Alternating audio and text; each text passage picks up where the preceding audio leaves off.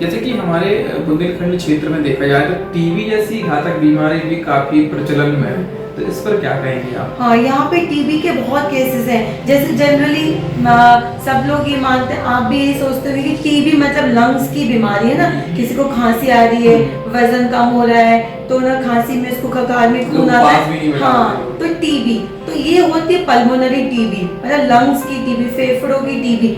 दूसरी एक होती है एक्स्ट्रा पल्मोनरी टीबी, मतलब फेफड़ों के लंग्स के बाहर की टीबी। तो मैंने यहाँ पे ना मतलब कम से कम 2-3 हजार मैंने एक्स्ट्रा पल्मोनरी टीबी के केसेस डायग्नोज किए हैं। मतलब ये जो FNAC की जो जांच है जिससे मैं कैंसर डायग्नोज करती हूँ, उसी से मैंने टीबी के केसेस भी डायग्नोज किए हैं। तो टीबी जैसे आप किसी को देखेंगे, बच्चों में अक्सर बहुत होता है कि जैसे आप कभी कोई आपके कांटेक्ट में हो कि यहाँ पे गले में गिल्टी है, कहीं पे गिल्टी है, तो उसकी तुरंत FNAC जांच करवा। अगर मान लीजिए कभी कभी इन्फेक्शन की वजह से होती है, वायरल इन्फेक्शन बच्चों में बहुत कॉमन होता है, तो अगर वो 10, 15, 20 दिनों बाद नहीं जा रही है तो फिर हमको सोचना चाहिए कि भाई हम इसकी FNAC की जांच डॉक्टर के पास जाके करवा लें। तो उससे मैंने ना बहुत मतलब 2-3 हजार मैंने लिम्फ नोड्स की टीबी की डायग्नोसिस करी है। आपको पता है कि एक जो टीबी का मरीज होता है वो अन्य दूसरे 15 मरीज लोगों को इन्फेक्ट करता है,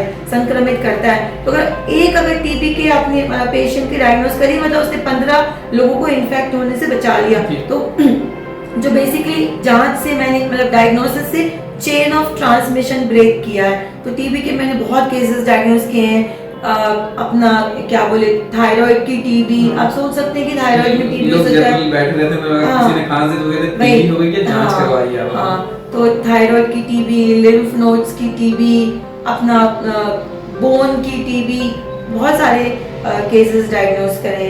एक बार तो मैंने ना एक 2 साल का बच्चा था, उसको जस्ट मतलब एक पीछे बैक में गठान थी।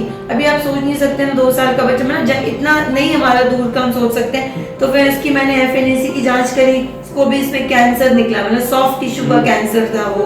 तो इस तरीके से FNAC की जांच जो होती है वो बहुत मतलब एकदम इतनी बोलना चाहिए एकदम वरदान जैसी है, ब्लेसिंग है। उससे कौन सा सेल हो रहा है वो मालूम चल जाता है। लेकिन मैं ये जरूर यहाँ पे बोलना चाहूंगी कि FNAC की जांच आप सिर्फ और सिर्फ क्वालिफाइड और एक्सपीरियंस पैथोलॉजिस्ट के पास जाकर करवाइए।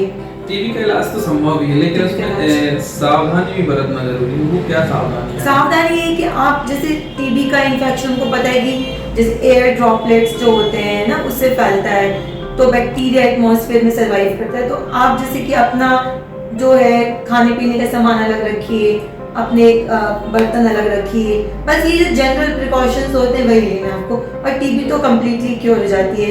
हम मतलब टीबी तो ऐसा है कि इतना बड़ा प्रोग्राम चल रहा है टीबी के लिए हमारे देश में, तो टीबी की तो बहुत सुविधाएं गवर्नमेंट ने दे के रखी है अभी।